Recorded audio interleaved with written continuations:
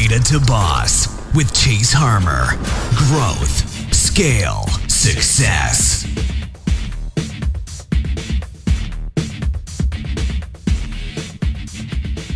Thank you for joining the Beta2Boss Podcast today, and it's a beautiful day out here in Cali, and I'm excited to talk with our guest, Christos Shepard, who's on the other side of the map in New York City. Christos started and later sold a Greek airline, and then went on to help governments and entrepreneurs in Africa start their own airlines as well. And these days, Christos is the co-founder of Campfire, which is the revolutionary audio app that pays its users to ask great questions to their favorite experts, celebrities, and podcasters. Man, that sounds really cool, and I'm super interested to find out more about this story, and so should you. So Christos, welcome to the show today. Chase, hi, great to be here. Thanks so much for having me on. Yeah, absolutely. Well, Christos, we interview and work with many experts in many different verticals, and building and starting an airline sounds extremely complicated and takes some brass balls because it seems like a very high probability for failure without massive capital. So before we get into your revolutionary new app, I would like to know how you built and started an airline and how you were able to help others to achieve similar success in Africa. Well, I mean, with great difficulty is the simple answer to that question.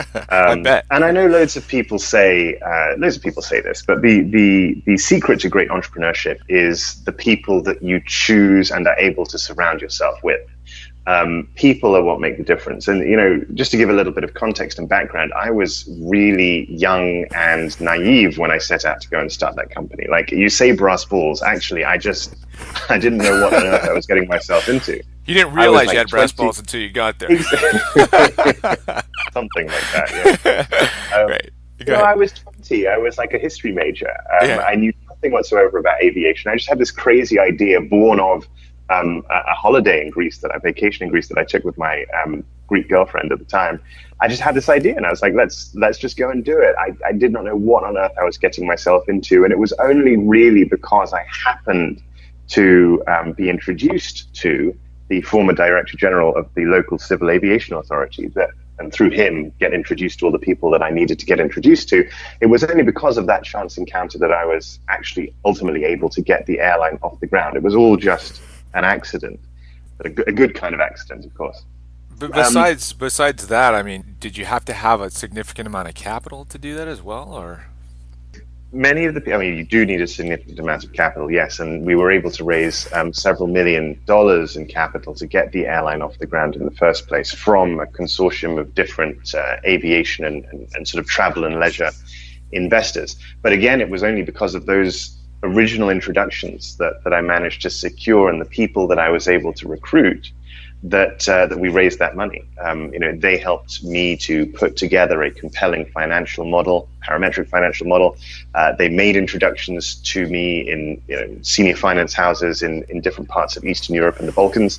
And it was only because of them that I was able to go ahead and succeed. And they always say, you got to hire people who are more intelligent than you are.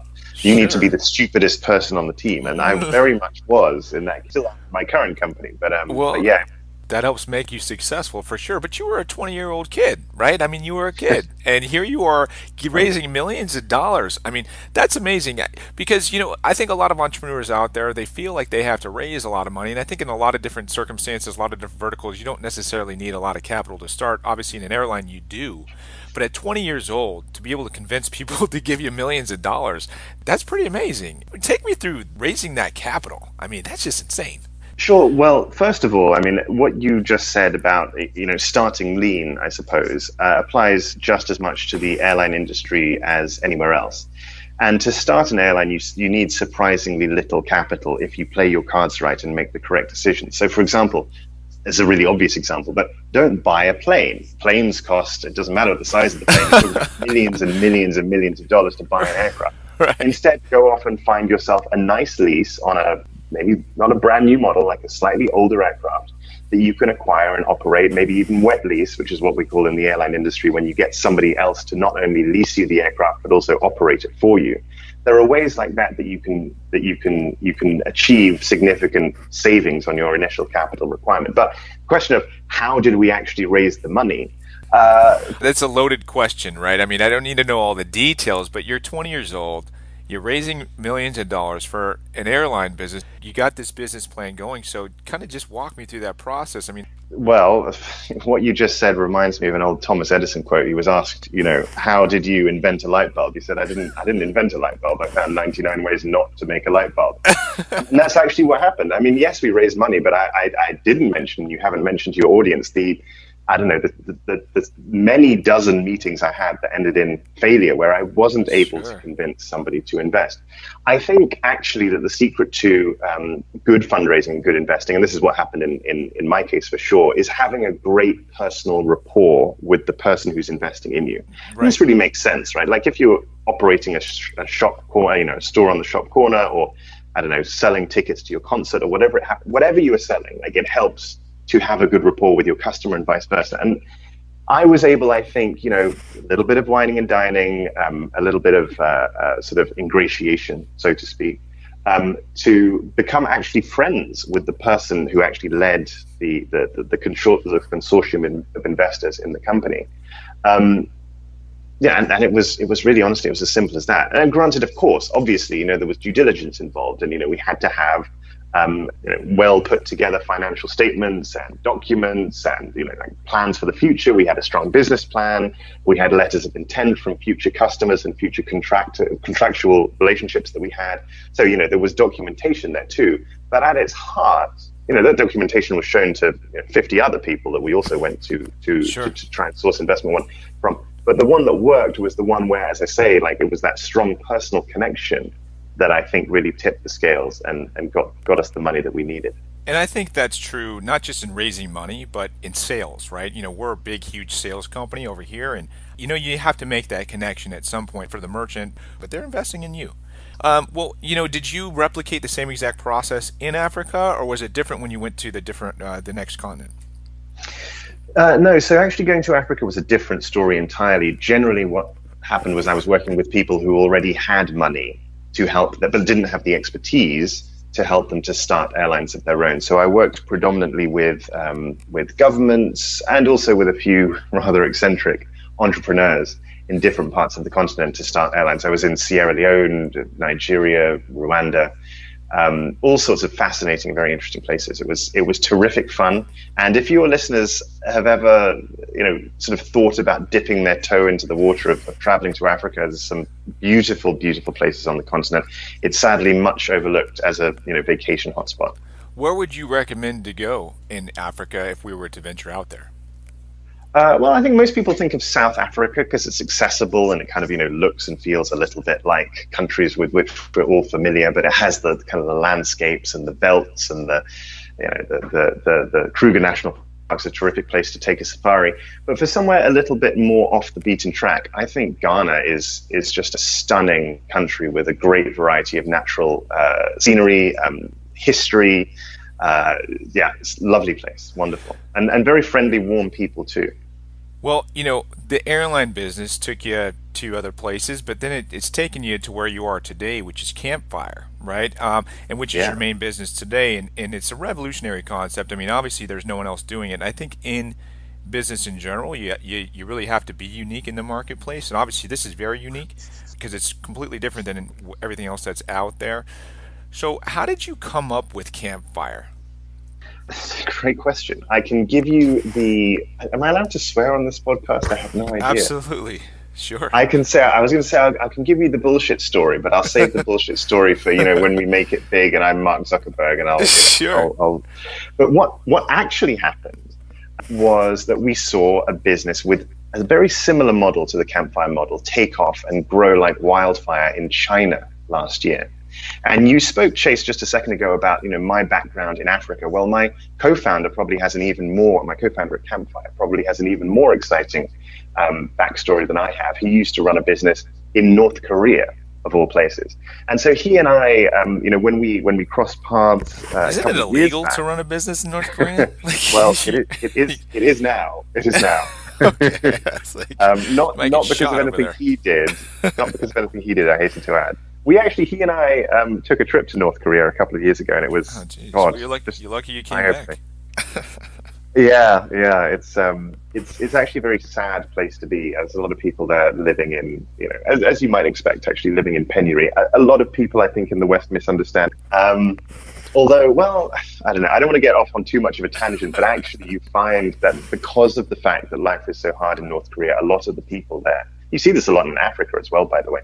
A lot of the people there are just forced into micro entrepreneurial activity. Like there's, if you don't secretly sell your produce, in secret markets. They often have night markets in different parts of North Korea and things like that. Not open for foreigners to see or anything like that. Sure. But they have a lot of night markets, things like that, because otherwise there's just not enough. And the government provides a stipend to everybody, but it's not enough to live on. And if you relied on that, you'd die. So, actually there is a little bit of not the kind of entrepreneurship I would like to do, but there is actually quite a lot of entrepreneurship in North Korea. Anyway, I digress. Nick and I, my co-founder and I, sure, we're really interested in looking at businesses that were succeeding in other parts of the world, me in Africa and him in Asia and Northeast Asia, and then transposing those businesses to the West or to America, to Europe or wherever it happens to be, trying to copy their successes. And so we saw this platform, it was called Funda, in China, take off, and we thought, this is a business that we want to emulate. We tweaked the model somewhat. We added additional features. We really wanted to introduce a charitable component to what Campfire does, for example. So we've done that.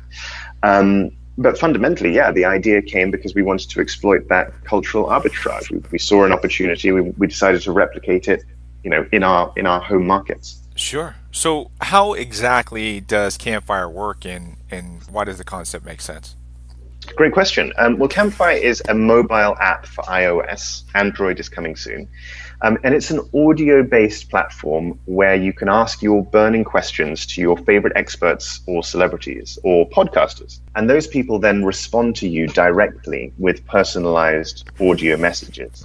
Now, how are you getting those? How are you getting those celebrities on your platform since you're new? I mean, that's something, because everyone wants celebrity endorsements. Everybody wants, and I don't need the secret juice because obviously that's a secret back-end formula. But how are you attracting these guys to your platform? Again, with great difficulties. A bit like trying to get, it's more difficult to persuade The Rock to talk to you than it is to get a plane off the ground. I can tell you that for a fact. I can see that. But actually, so what we do a few different things. So we have a great team of talent managers with a lot of expertise in Hollywood, and they've worked with publicists for a long time and booked celebrities for magazines and films and things like that. So we have a team of people who are dedicated to that track, as part of our team here at Campfire.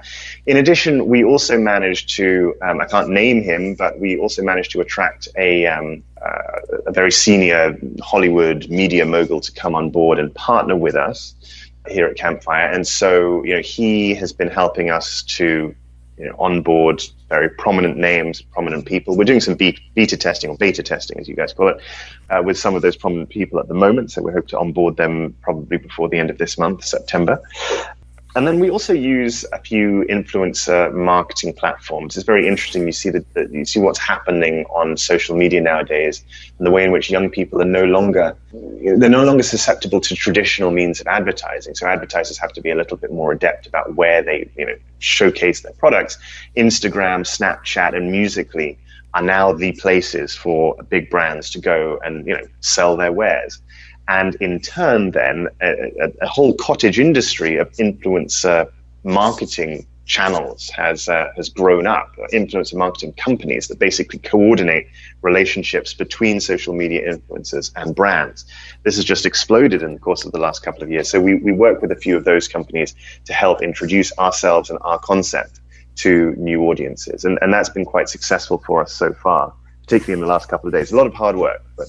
Being that you guys are in beta and you're tracking those things now, obviously it's a revolutionary concept that's not being done currently. This will be interesting. We should probably do a follow-up in the future to see, a year from now, to kind of see where you guys are at. Right? I'm going to be The Rock a year from now. I'll be far too busy to talk to the likes of you, Chase. Oh, come on, man. Come on, man. I'll be like, remember we did that podcast? Like, get out of here. We'll definitely be back. What's your plan to grow and scale this business? Are you going to utilize? I mean, it sounds like social media would be the ideal platform kind of grow this, but what's your guys' plan to grow and scale? I mean, how are you guys going to do that? here's the wonderful thing about our platform and the reason why we were so drawn to the original concept in China is that actually, in many ways, it grows itself. Because I explained before, you know, on Campfire, you ask questions of people and you receive personalized audio answers in return. But if you ask really good questions, meaning questions that get other people listening in, then you get paid real money. In other words, and by the way, you can donate some or all of that money to whichever charity you support. But me as a person, I get paid too. Not just the charity, Yes. I do too. You do as well, yes. And you can choose to donate what you earn to charity as well if you want to. Right. But the point is that everybody gets paid. So let's say I am a huge fan of yours, Chase, and I pay money to ask you a question. You receive my money, you send me an answer in return. But now your other listeners want to hear what you have to say in response to my original question. Now I'm getting paid. So again, if I ask a good enough question, meaning one that other people want to listen to, then I can make back the money that I paid to ask you the question in the first place, or even turn a profit. And so what you find is that now I, as the asker of the question, have a financial incentive to share your content as far and wide as I possibly can. So I put it on my Facebook, I put it on my Twitter, I put it on my Instagram, I put it on my LinkedIn, wherever it is, you know, and you have this kind of inbuilt virality, which is very, very exciting. It's exactly why the platform took off so successfully in China. And that's exactly what we're trying to replicate here in America and in Europe and Africa, elsewhere in the world too. Well, I got to ask you, man, because of the fact that you have this charity play in there, it just kind of leads me to, is this a nonprofit? Are you guys have a nonprofit play here?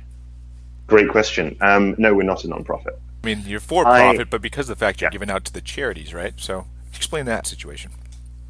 So I'm a great, and I think it may be largely because of the work that I've done in Africa, like I'm a huge believer in the power of for-profit businesses to do social good. I think fundamentally, if you really want to motivate people to make changes in the world, you have to incentivize them to do so.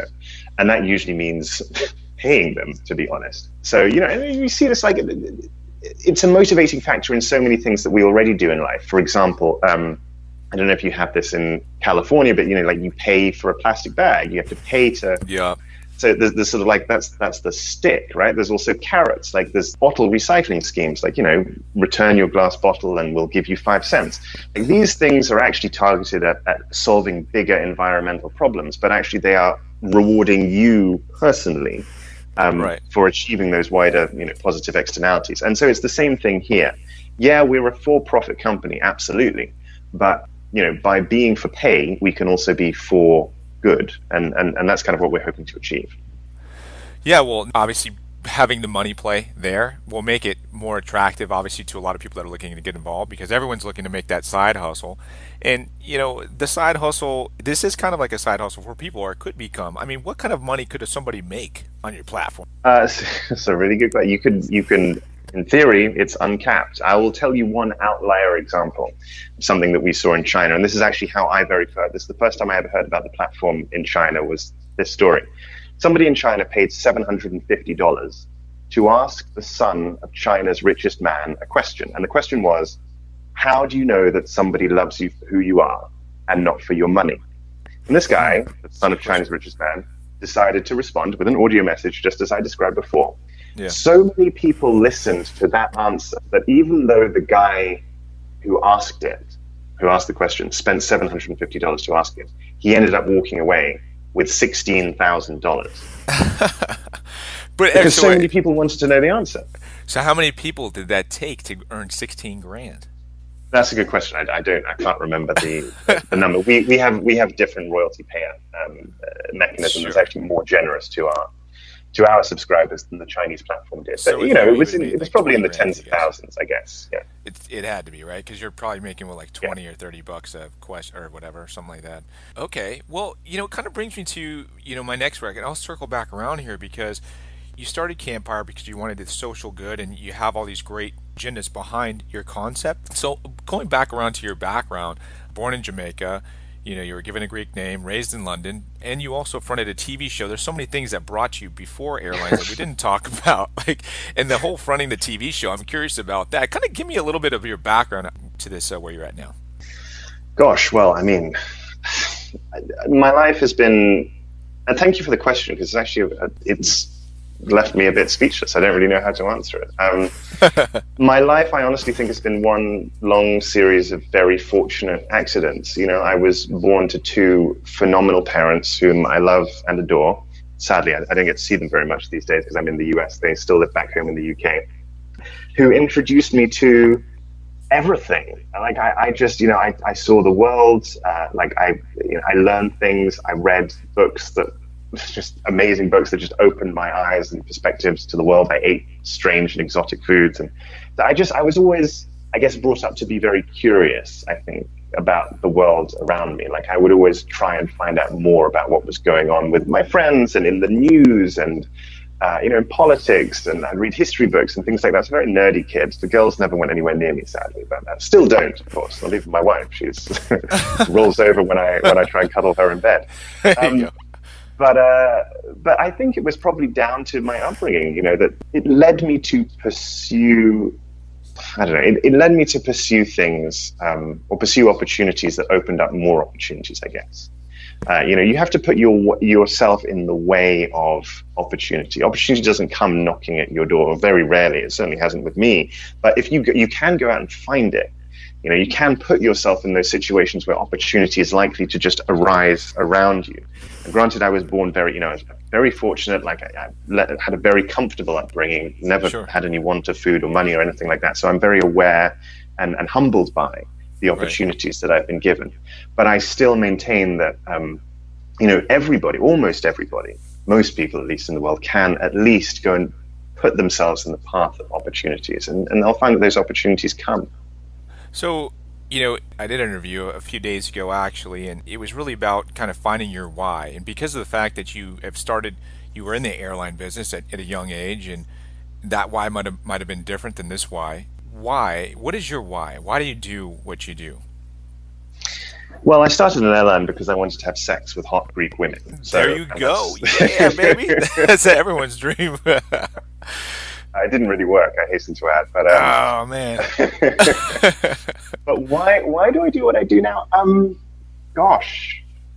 Honestly, I think if you come down to it all, I think it's because I don't like being told what to do. I don't like other people telling me what time I have to be in the office and, how much I'm going to be paid and how hard I should be working. I just don't like doing it. Now, of course, in reality, when you're an entrepreneur, as you know, Chase, there's always somebody above you. If it's the bank or your investor, there's always somebody above you. Some sort of third party you got to rely on. Exactly. Or your customer. Ultimately, your customer is, right. The customer is your boss. But, I think the reason why I'm an entrepreneur is because I like the flexibility and the freedom that it brings. And I think Campfire is a wonderful opportunity for me to use that freedom, and for our whole team here, to use that freedom to give back in some way to the world around us. Not only, by the way, by giving money to charity, which I mentioned before is a core part of our application, but also by allowing the whole world to chime in and listen in and get engaged with that curiosity of spirit I was talking about before, to learn more from other people, to hear other people's perspectives on the platform. And I think that's really important. Is this about your overall strategy about how we can make social media better? And how do you think this is going to have a more positive impact on social media than the current situation that it is today? Well, first off, of course, as I said, we're trying to make social media do some actual social good by generating money for the charities that our users care about and support. So this week, for example, a lot of our users have been donating money to Hurricane Harvey relief efforts, which has been really good to see, and people, really kind of answering questions for good, I suppose. But there are also other sort of lesser noticed but still very important benefits to Campfire's revenue model. So, for example, I mentioned if you want to ask somebody a question on Campfire, you have to pay them to do so. Now, there are actually several benefits to doing this, but one of them is that now, if you want to call somebody a effing, whatever you want to call them, you have to pay to do so. And so you're much less likely to do it. So it's not. You don't even have to ask a question. You could just state a fact in your own mind or an opinion, and it doesn't even have to be a question. But you pay for that.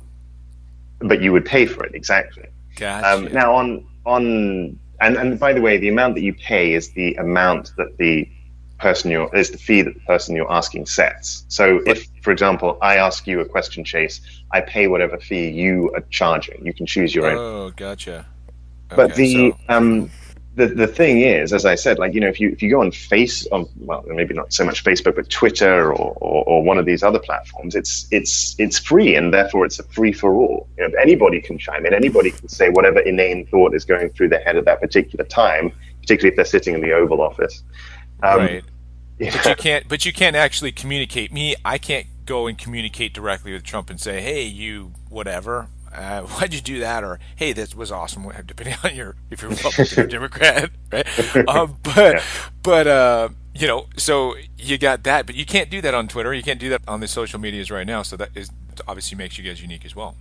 Well, that's true, yes. So, I mean, you do have the opportunity to get directly in touch with the person that you care about, be that Donald Trump or, The Rock. I keep bringing him up. I don't know why. Or Beyonce. I don't know. I love The Rock. Everybody loves The Rock. Just to be clear, The Rock is not on Campfire, but if anybody listening knows The Rock, or just introduce us to The Rock, him on there. Let's get him on. Let's get him on. I want to ask him a question. So, yeah, what would you ask him? What? That's a great question. I don't know. I would really have to think about it, because if I'm going to pay for it, I got to make sure it's good. Yeah, absolutely, 100%. I wouldn't wing it. Going back, did you guys start Campfire with investors, or did you guys bootstrap? So we did end up getting investors, yes. Again, it was very fortunate. We managed to raise our seed round very, very quickly. And again, it was fortuitous. But we did so initially we bootstrapped, yes. So when we came up with the concept and decided we were going to run with it sort of in the middle of last year, in the middle of 2016, we bootstrapped for 3 or 4 months. Great thanks to my wife, who was very patient with me through that period of time, very, very patient with me during that period of time. And then ultimately, yes, we were able to raise a seed round. And we've been using that seed round to invest in our growth and expansion. We've got a growing team. Yeah, it was good. Well, did you guys came out to Silicon Valley to raise money, or did you do that just with investors out in New York? Yeah, we were actually in Silicon Valley. So actually, Nick and I, my co-founder and I, met on the campus at Stanford University, and so we were kind of familiar with Sand Hill Road and some of the VCs and things like that. We have a few friends who work in those VCs, and so there were a lot of conversations. One thing that I would say, though, really is a lot of people say, like, oh, China, the Chinese are going to take over the world. They're richer. I had no idea how true that was until we went to go and raise money.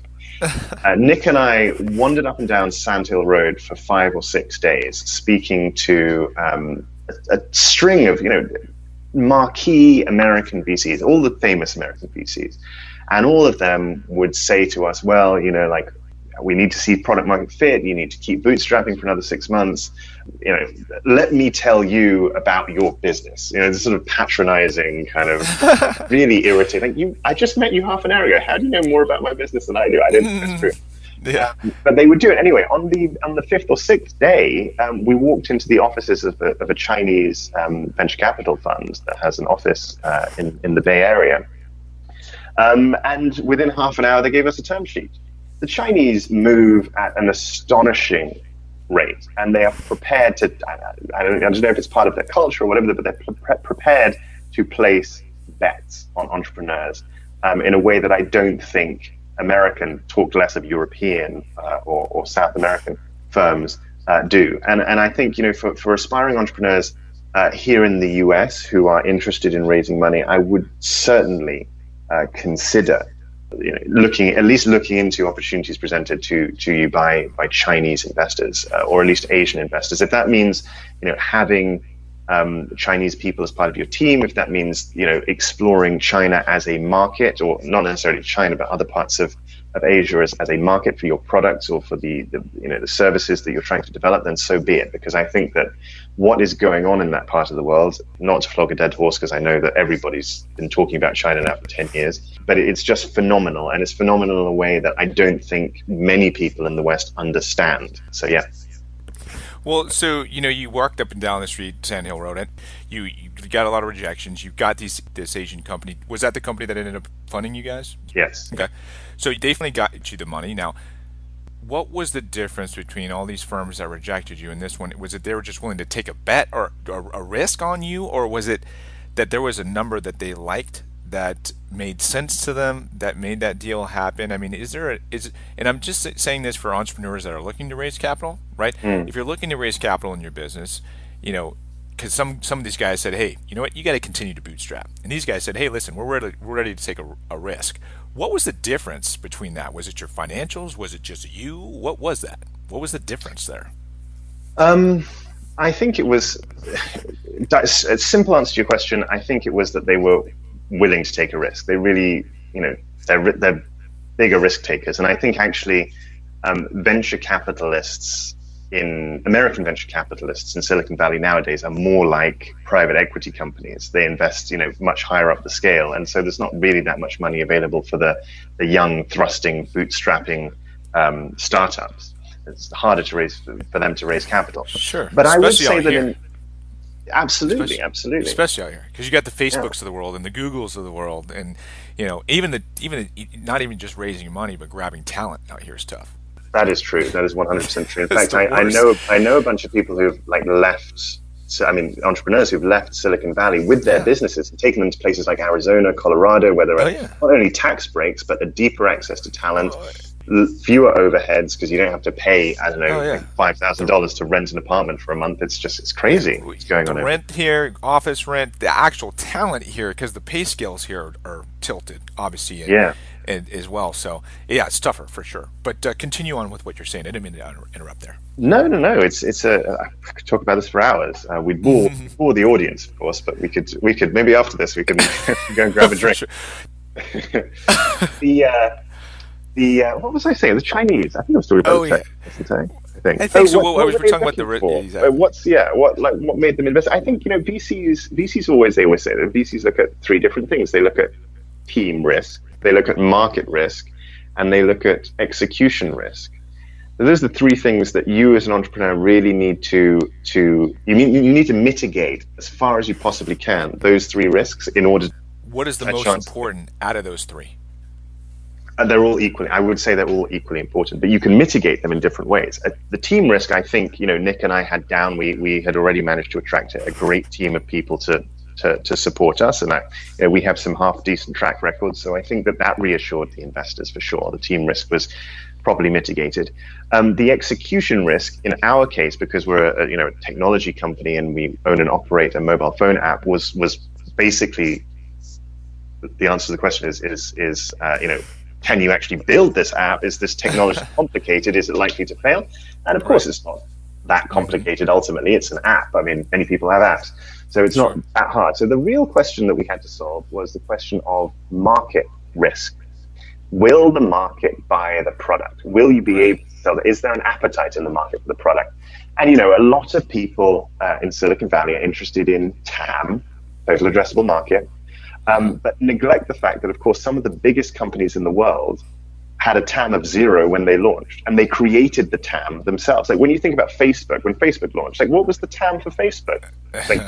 Negligible, right? Like nobody needs this, but Facebook, they created a TAM for themselves. PayPal did the same thing. eBay did the same thing. There's no TAM for eBay in 1995. They made a TAM for themselves.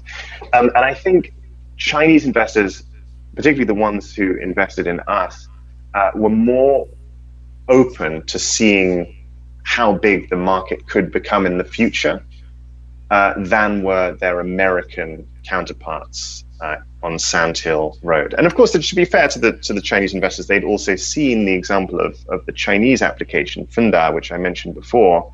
And so they had that as a reference. So they'd seen it work in China. And so I guess that probably for them helped to mitigate some of the risks that they saw. I don't think American VCs have quite as close an eye on developments out in Asia as they really should. Sure.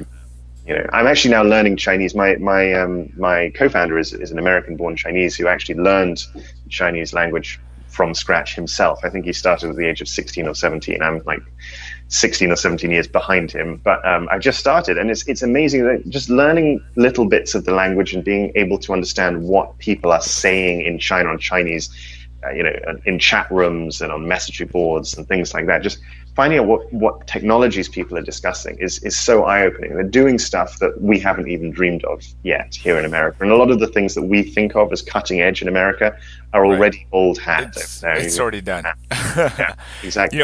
USA is usually, I'm in the payments, financial space, and in the financial space, in that particular vertical, we're always late to the party. Europe and overseas is always before us, so it is always the last to come to the table and participate.